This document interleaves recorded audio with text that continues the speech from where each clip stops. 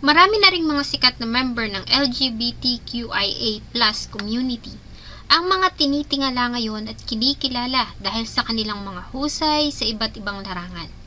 Mapanegosyo, pag-arte, may kakaibang galing sa pagkanta, pagsayaw, pagpinta at iba pa.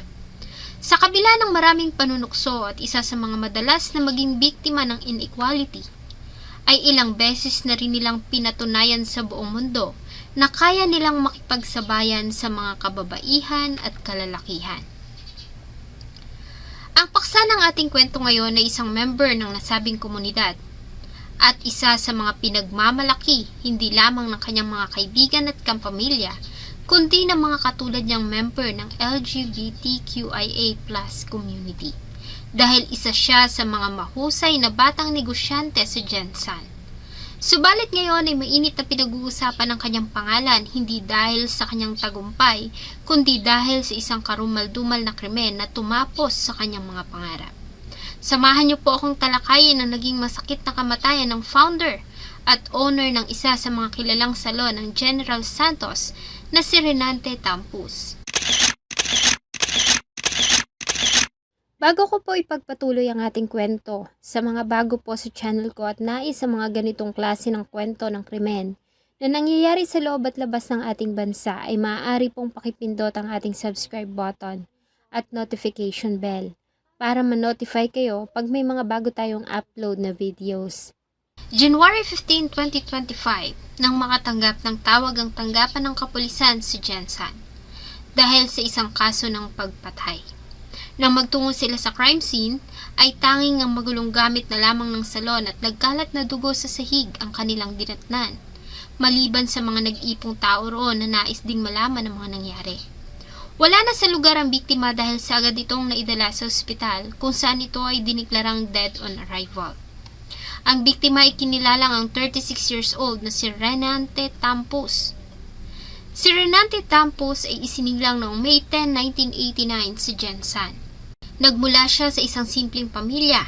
Bagamat mahirap ang kanilang pamumuhay noon, ay lumaki si Ren sa pagmamahal ng mga magulang at ng 5 mga kapatid. Bagamat puro kalalakihan, 2 sa kanila ay nagtataglay ng puso ng isang babae. Dahilan kung bakit naranasan din niya ang malupit na mga pangungutya ng mga tao. Ganon pa man, hindi naging hadlang para sa isang Renante Tampus ang mga pinagdaanan para talikuran niya ang pagiging isang bakla. Sa kabila nito ay pinagpatuloy niya ang pagkilos at pananamit bilang isang babae. Bagay na sinuportahan naman ng kanyang mga magulang, lalo na ng kanyang ina at mga kapatid. Bilang kapalit ay lumaki si Ren bilang isang masunuring anak. Masipag ito at maaasahan. Ni minsan ay hindi nito binigyan ng problema ang mga magulang. Ayon kay Ren, bata pa lang siya ay mahilig na siya sa paggamit ng mga beauty products at pagpapaganda sa kanyang sarili. Ang kauna-unahang tao na kinulayan niya ng buhok ay ang kanyang ina. Bata pa magod ko, kabalo na ako mag-makeup, nag-color na ako sa kong mother, ana. Nang iwan ni Ren ang pagkabata, ay nahilig ito sa pagsali sa mga beauty pageant kung saan siya nakilala sa kanilang lugar at nagkaroon ng maraming kaibigan. Sa katunayan ay si Ren ang tinanghal na Miss Gay Jensan noong 2014. Ang mga nakukuhang premyo sa mga nasabing patimpalak ay binibigay niya sa mga magulang. Naging addict ko sa pageants before. So, tanan na barangay sa Jensen, nasalihan na ako. I was the Miss Gay Jensen 2014. Maliban sa pagpapageant, ay si Ren din ang pioneer noon sa kanila sa pagtitinda ng mga beauty products, bago pa man makilala ang mga sikat na online seller ngayon. Diba nag-pageants na ko before, nagabaligyan ako o hiling na ko mag-racket. So, nagabaligyan ko mga beauty products, sinasa ko mga abot. So, before pa nagliparan ang mga beauty sets here sa Jensen. So, isa ko sa mga pioneering nga na nagabenta o beauty product. Sa pagpapageant niya rin nakuha ang idea sa pagbubukas ng salon ang Renata Nara. Ayon sa kanya, noong mga panahon na nagpapageant pa lang siya, at malimit na lumahok sa mga Miss Gay ay palagi niyang ginagamit ang pangalan ng sikat na Puerto Rican actress, model at dating beauty queen na si Dayanara Torres.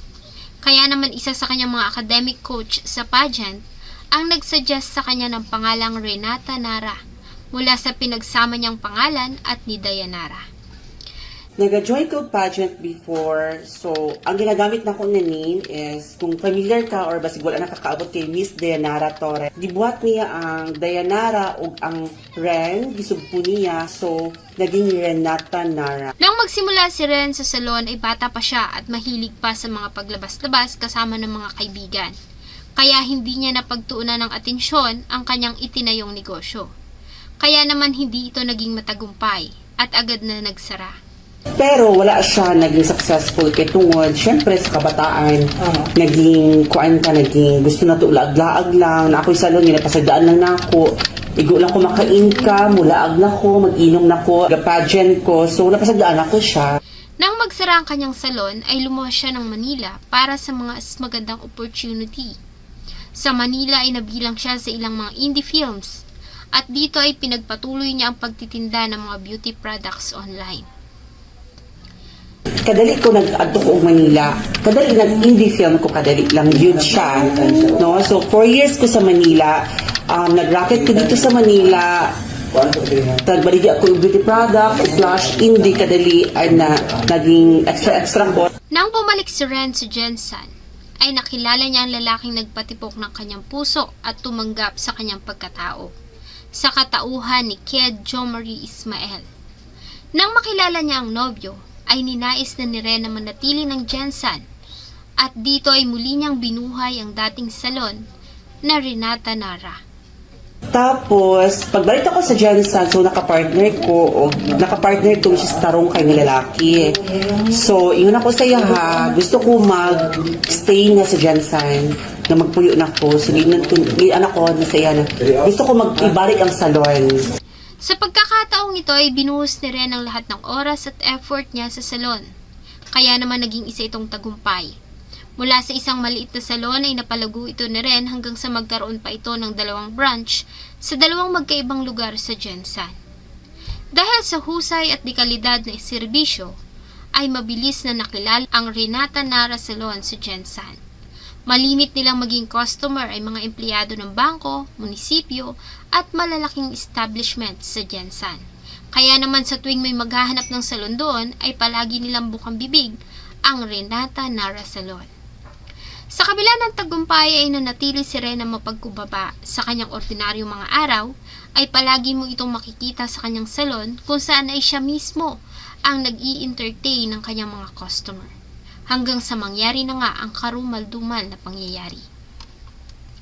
January 15, 2025, matapos ang ilang araw na puyat at pagod dahil sa nagdaang holidays, ay talaga namang dinumog ng mga customers ang Renata Nara Salon. Bagamat may mga customer pa din na pumupunta doon para magpaayos ng buhok at iba pang beauty services na kanilang ino-offer, pagsapit ng 6:00 ng hapon, maliban kay Ren at sa mga empleyado ng salon, ay pailan-ilan na lamang ang kanilang mga customers. Sa kuha ng CCTV, ay makikita na nakaupo si Ren sa harap ng salamin habang hawak ang cellphone nito, nang bigla na lamang may pumasok na lalaki sa pintuan. Naka-jacket ito at nakasombrelo at may takip ang mukha. Pagpasok nito sa pintuan, ay agad na itong napansin ni Ren at ng mga kasama. Nang makita nila na may tila kinukuha ito mula sa loob ng kanyang dalang bag, ay dito na sila nagkagulo. Binato pa ito ni Ren ang unan at ilang mga gamit na kanyang nadampot. Nataranta naman ang lalaki at mabilis na lumabas, subalit hindi pa ito umalis. Dahil sa muli itong pumasok sa salon at sa pagkakataong ito, ay dito na nito pinaputukan ng ilang beses si Ren at ang mga kasama, bago ito muling lumabas. Maya-maya pa, ay muli itong bumalik sa loob ng salon sa pangatlong pagkakataon. Dito na nito binaril muli ng paulit-ulit si Ren na noon ay paakyat na sana sa hagdan. Tinamaan nito sa hita at sa dibdib. Sa kuha ng CCTV ay maririnig pa ang huling mga salitang binigkas ng biktima. Hala lang, patay na ako lang. Tulungan mo ko lang, tulungan mo ko bilis. Hala lang, patay ko lang.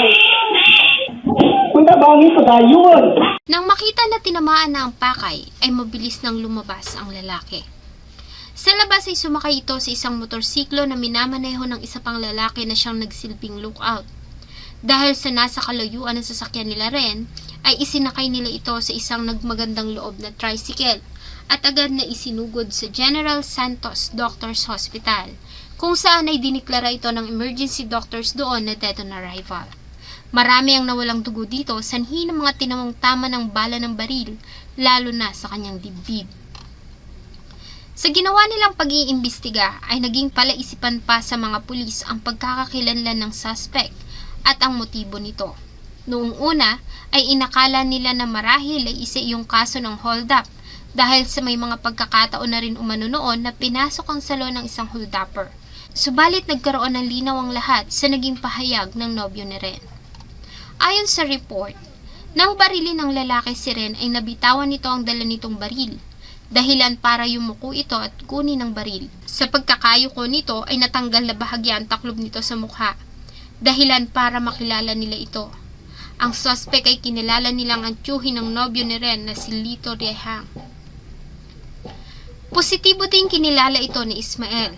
Ayon sa kanya, si Lito at ang kanyang nobyo na si Ren ay naging magpartner sa isang oil refill business. Subalit noong mga nakaraang buwan ay nagkaroon ng problema ang nasabing negosyo. Kaya naman ay pinull out ni Ren ang kanyang share doon na nagkakahalaga ng 100,000 pesos. Bagay na ikinasama ng loob ng suspect at ito ang tinuturong dahilan kaya nito pinatay ang biktima. Sir, no, at according din sa mga testimony ng ating witnesses, yung victim, tsaka yung partner niya, tsaka itong ating mga persons of interest, meron silang sosyo sa negosyo ng crude oil, na yun yung dahilan ng di nila pagkakaintindihan sa hatian sa pera. At the same time, ito rin yung cause ng kanilang alitan. Yung sa crude oil, ma'am, yun yung mga small scale, ma'am. Yes, ma'am. Dahil dito, ay agad na ikinasa ang isang hot pursuit operation laban sa suspect na si Lito Riehang, na residente ng Purok Pandian, Barangay Labangal, General Santos. Subalit hindi na nila ito dinetnan sa kanyang tirahan. Ganun pa man ay nagawa namang maaresto ang isa pa sa mga suspect, ang tinuturong lookout at nagmaneho ng motor na ginamit ni Lito Riehang sa pagtakas.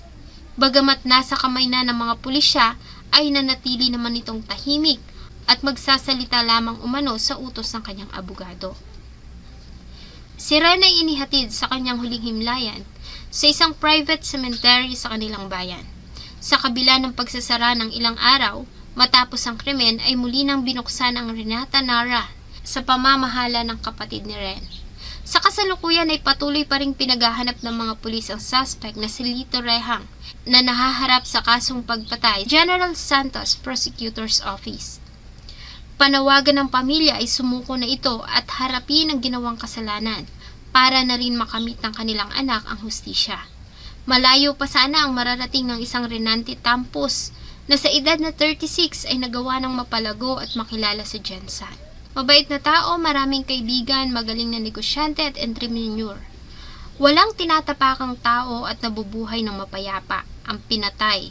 Ang ugat ay ang labis pa ring pagkasakim sa salapi.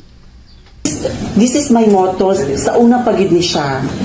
Be positive, be risk taker, be kind. Oo. Kaya kung na-adjust kay kind, kung kind ka nga pagkatao, mas asa ka ibutang sa kalibutan, gituwad ba ka, or gibaliktad, o sa baliktad, kung kind ka nga tao, matwis man kakadili para mo balik ang iyong pagka-kind, so i-bless jud ka sa Ginoo, sa tinuod lang. Oo. Lalo sa mga ka-LGBT na katudinha na mga members, mga kaigsuunan, so always be kind. Mora gid na siya kay actually pag maging good ka sa kapwa nimo tao, magbalik na sa imong buhaton. Mag-business man ka or nag-project man ka or unsa pa man imong mga ginabuhat sa imong life, be kind. Mao lang na siya. Sana po ay nagustuhan nyo ang isa na namang kwento na akin pong ibinahagi. Marami pong salamat sa inyong patuloy na pagtangkilik sa akin pong mga videos. Huwag niyo pong kalimutang mag-iwan ng inyong saloobin at suggestion sa atin pong comment section. Thank you so much po and see you in my next video.